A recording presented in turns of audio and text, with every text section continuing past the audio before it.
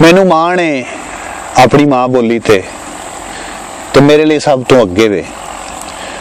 लेकिन ये जिन्ना चिर मैं ये अपने चार चफेरे गरीबां लोकां दे हाल नूं बयान ना करा, मैं अपनी शायरी नूं मुकम्मल नहीं समझदा।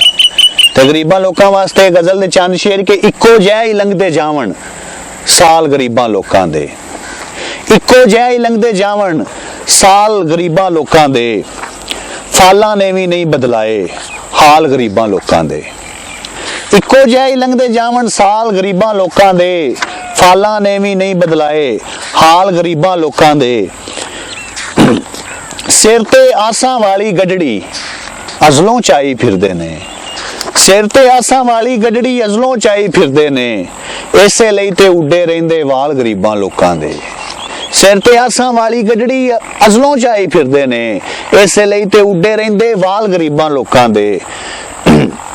आपे पुंजे बैठे दिसण दिल विच थावां रखण वाले, आपे पुंजे बैठे दिसण दिल विच थावां रखण वाले, आपे बन के आप ही टहिंदे ख्याल गरीबां लोकां दे। ते शाम सवेरे वेखो लोको इक्को झूठा लैण दी खातर, शाम सवेरे वेखो लोको इक्को झूठा लैण दी खातर, धक्के लांदे हर पल दिसण बाल गरीबां लोकां दे।